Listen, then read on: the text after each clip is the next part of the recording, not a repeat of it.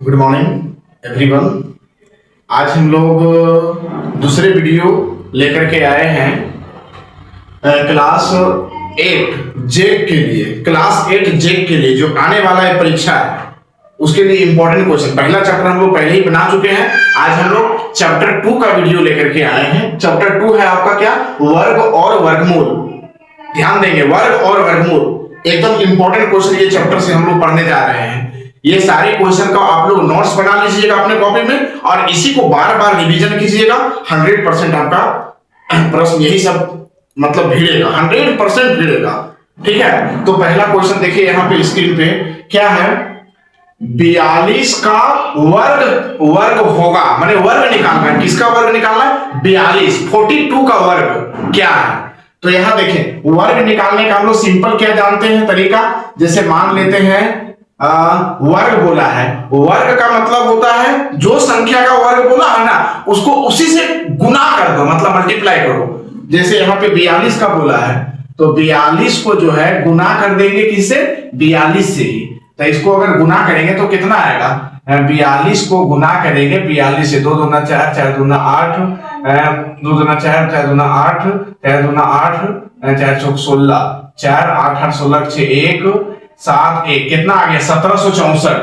तो देखिए ऑप्शन में कहीं 1764 है, यहाँ पे शुरू में ही है, तो आपका ये सही आंसर हो जाएगा 1764। तो याद रखिएगा प्रिय विद्यार्थी लोग, जब भी वर्ग बोले निकालने के लिए जिस भी संख्या का बोले उसको उसी से क्या करना है? मल्टीप्लाई कर देना है, मतलब गुना कर देना है। ठीक है, नेक्स्ट क्वेश्चन देखिए। नेक्स्ट क्वेश्चन क्या है?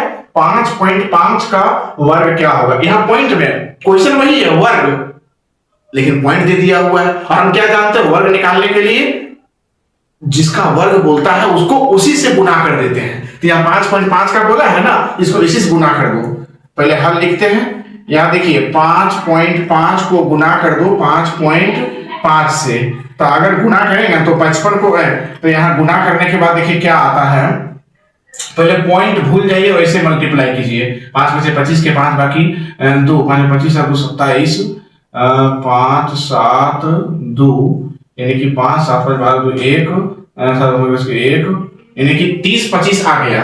तो 30 25 इतना आया, 30 25 ये आया। अब यहाँ पे पॉइंट का निर्धारण करेंगे। पॉइंट देखिए, यहाँ पॉइंट के बाद एक डिजिट है, यहाँ पॉइंट के बाद एक डिजिट है। टोटल पॉइंट के बाद कितना डिजिट है? 2 डिजिट। तो हम यहाँ कहाँ पॉइंट बैठाएंगे? पॉइंट के बाद 2 डिजिट हो जाएगा। तो देखिए यहाँ पे बैठाएंगे पॉइंट, तो पॉइंट के बाद 2 डिजिट आ गया। ठीक है, तो इस प्रकार से हम लोग यहाँ देख रहे हैं कि वर्ग कैसे निकलता है। अगर वर्ग वाला क्वेश्चन दे तो वर्ग कैसे निकालेंगे? जिस संख्या का वर्ग बोलेगा उसको उसी से हमको क्या करना है? गुना कर देना है, बस वही वर्ग है। ठीक है, तो इस प्रकार से देखिए आप लोग इसका इन सारी संख्याओं का वर्ग निकाल लीजिएगा। इंपॉर्टेंट क्वेश्चन है, ये बनाना है। जैसे फर्स्ट क्वेश्चन है आपका 19 का वर्ग निकाल लीजिएगा। दूसरा है 25। प्रैक्टिस के लिए मैं दे रहा हूं, जरूर प्रैक्टिस करेंगे आप लोग। और थर्ड है 42 है।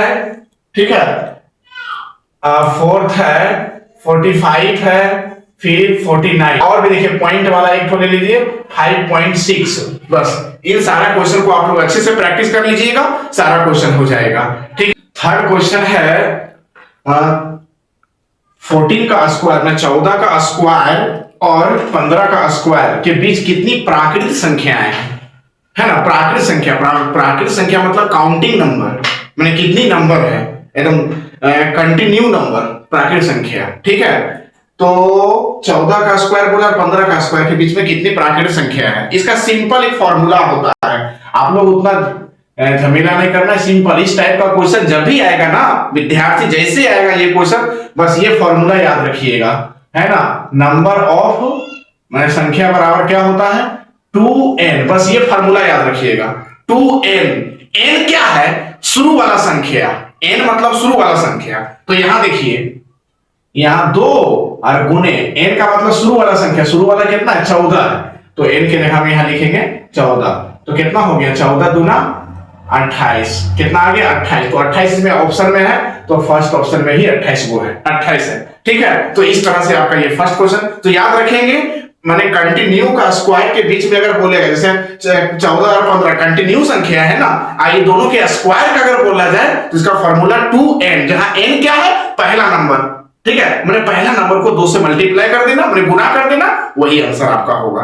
क्लियर है? तो इस तरह से आपका कौन सा ऑप्शन सही हो जाएगा, 28 ऑप्शन सही हो जाएगा। क्लियर है?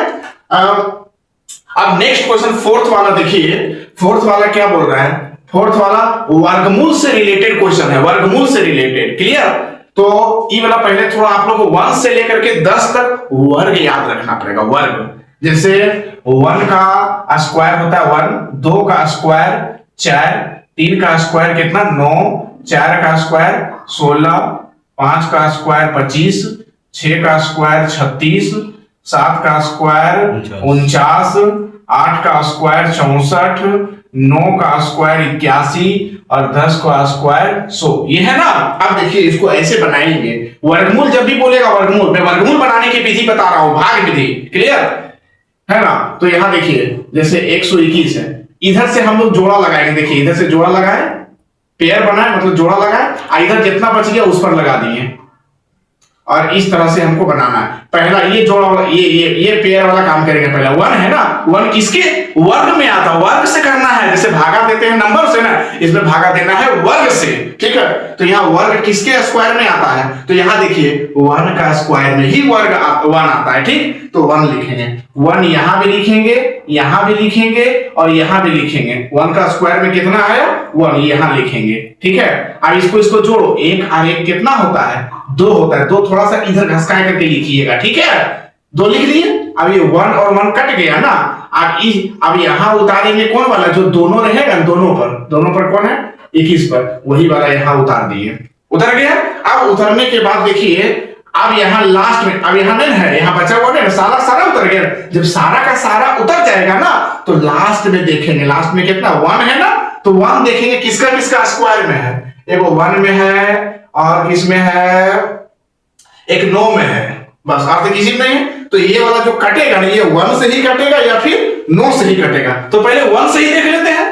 तो देखिए 1 से देखेंगे, 1 यहां भी लिखेंगे, यहां भी लिखेंगे और यहां भी लिखेंगे। ठीक है, आप गुना कीजिए, 1 को 1 से गुना कीजिए, 1 आएगा, 1 को 2 से गुना करें 2 आएगा। ठीक है, आप देखिए आ तो गया, 1 से आ गया, ये 9 से हमको लेना देना नहीं पड़ा। तो यहाँ कट गया, ये कट गया, 1 2 तो फाइनली मेरा कितना आ गया यहाँ पर 11। तो ये 11 आपका सही उत्तर आपका क्या है 11। इस तरह से भाग विधि से आप लोग ऐसे बनाइएगा वर्गमूल। जब भी वर्गमूल बोलेगा तो हम लोगों को ऐसे ही बनाना है। क्लियर है? तो 5th क्वेश्चन हम लोगों है, जैसे अभी दूसरा क्वेश्चन जो इससे पहले वाले जो क्वेश्चन बताया ना, उसमें मात्र 3 डिजिट का वर्गमूल निकालना था। इसमें देखिए 4 डिजिट का है, 1764 में 4 डिजिट है इसमें। इसका वर्गमूल कैसे निकालेंगे, इसमें वर्गमूल पूछा है, इसका वर्गमूल वही सेम विधि है ना। सबसे पहले क्या 1764 ऐसे लिखेंगे। अब इधर देखिए, इधर से जोड़ा लगाइए, एक जोड़ा लगा, फिर जो बचा इसमें एक जोड़ा लगा देंगे। अब ये देखो ऐसे, पहले ये जोड़ा वाला काम करेंगे, ये जोड़ा 17, किसी का वर्ग में 17 आता है, किसी का वर्ग में नहीं आता, तो उससे कम 4 का वर्ग में 16 आता है। ठीक है, तो 4 से देंगे, 4 यहां भी, 4 यहां भी और 4 यहां भी, कितना आया 16 आया। अब यहां देखिए, इसको जोड़ते हैं, जानते ही है ना, इसको जोड़ते हैं, 4 और 4 8 हो गया, 8 इधर थोड़ा सा लिखेंगे। ठीक है, अब यहां देखिए 7 में से 6 गया, 1 बचा, 1 में से 1 कट गया। अब ये दोनों उतारिए, कितना है 64, ये दोनों उतर गया। अब यहां देखना है ये पूरा कंप्लीट उतर गया ना, जब कंप्लीट उतर जाएगा तो लास्ट में देखेंगे, लास्ट में क्या है 4 है, लास्ट में 4 है, तो लास्ट में 4 है, 4 किसका स्क्वायर में आता है 4, तो 4 आता है एक आपका। देखिए जैसे अभी हम लोग लिखे थे 1 का स्क्वायर 1, 2 का स्क्वायर 4, 3 का स्क्वायर 9, 4 का स्क्वायर 16, 5 का स्क्वायर 25, 6 का स्क्वायर 36, 7 का स्क्वायर 49, 8 का स्क्वायर 64, 9 का स्क्वायर 81 और 10 का स्क्वायर 100। तो यहां देखिए लास्ट में देखिए 4 है ना, 4 लास्ट में किसका स्क्वायर में आया, एक 2 में आया है और एक किस में आया है, एक 4 में आया है, मैंने 8 में आया है। ये या तो 2 से ही कटेगा या फिर 8 से ही कटेगा। क्लियर है? तो पहले 2 से देख लेते हैं ना, पहले 2 से देख लेते हैं। यहां 2 लिखता हूं मैं, 2 यहां भी लिखो, यहां भी लिखो और यहां भी लिखो। तो गुना करो तो इसको गुना करते हैं, 2 दूनी 4, अरे गुना करके यहां लिखते हैं। देखो 2 8 16, देखो यहां लिखते हैं। देखो 2 ही से कट गया कि नहीं कट गया, तब कहे आगे बढ़ेंगे। अभी काट दीजिए ऐसे। अब देखो यार 2 2 4 यहां जोड़ के लिख देना है 8। तो देखो कितना आ गया, यहां पे देखिए 42 आ गया ना। तो ये मेरा कौन सा ऑप्शन सही होगा, 42 ऑप्शन सही हो जाएगा। क्लियर है। फिर देखिए नेक्स्ट क्वेश्चन क्या है, अब बट्टा वाला का लिखना है, बट्टा वाला। जैसे यहां पर आपका है क्या 196 और 361, 196 और 361 है। इसका अलग अलग निकालो। जैसे 196 का अगर हम पहले निकालते हैं उसी तरह से 196 का निकालते हैं। 1 का क्या होता है, 1 किसका और वर्गमूल में आता है, 1 में ही। तो 1 यहां भी लिखो, यहां भी लिखो, यहां भी लिखो, 1 ही होगा। अब यहां 1 और 1 2, एक कट गया, ये दोनों उतारिए, 96 हो गया। लास्ट में देखो 6 यहां है, तो 6 किस में है, लास्ट एक 4 में है और एक 6 में है। आप तो किसी में ये 4 से ही है तो 6 से कटेगा, फिर 4 से ही देख लेते हैं। 4 यहां भी, 4 यहां भी। अब यहां देखिए, यहां गुना कीजिए, लिखिए 4 चौक 16 के 6, बाकी हाथ में 1, 4 दूनी 8 और 1 9, ले 4 से ही कट गया, 6 से कट गया, 9 4 4 8 और यहां 2 और 4 यहां लिखना भूल गया, सॉरी।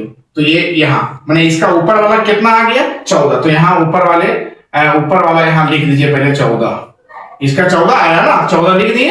अब इसका देखिए 361 का, 361 इसका भी निकाल लेते हैं। 361 का इधर देखिए, एक इधर लगाएंगे, एक इधर, बहुत ऊपर हो जाएगा। 361 एक यहां बच गया। अब उसी तरह भाग विधि से निकालिए। ये 3 किसी का स्क्वायर में आता है, 3 नहीं आता, उससे कम 1 का स्क्वायर में 1 आता है। तो 1 यहां भी लिखेंगे, यहां भी लिखेंगे और यहां भी लिखेंगे। तो 1 में 1 ही आया। और इसको जोड़िए, 1 और 1 कितना हो गया 2। और इसको घटाना है, 3 में से 1 गया, क्या बचा 2। अब यहां क्या है, दोनों उतारना है, 61 उतर गया।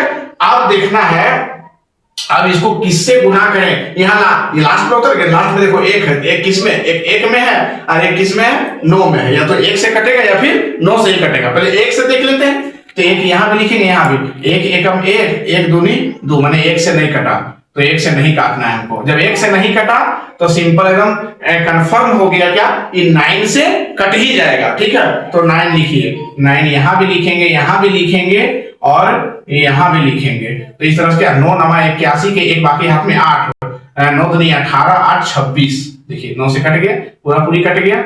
9 9 18 के बाकी हाथ में 1 2 और 1 3 है ना। तो इसका कितना आ गया 19।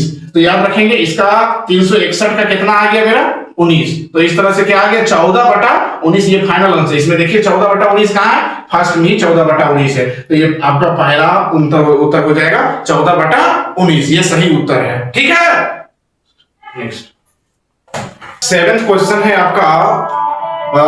यहां देखिए रूट अंडर 196 मैंने 196 गुने 16 का मान क्या होगा। ठीक है, तो याद रखिए बस सिंपली हम लोग क्या करेंगे, इसमें कुछ झमेला नहीं है। सिंपली जैसे यहां है 196 गुने 16, याद रखिएगा। जैसे 196 का वर्गमूल कितना होता है, याद रखना होगा ना। 196 का वर्गमूल कितना होता है 14 होता है। बस 14 निकाल दिए, जैसे वर्गमूल निकलेगा तो रूट से निकल जाएगा। ठीक है, जैसे यहां निकाल दिए 14। फिर क्या है, यहां गुना का चिन्ह है तो गुना देंगे।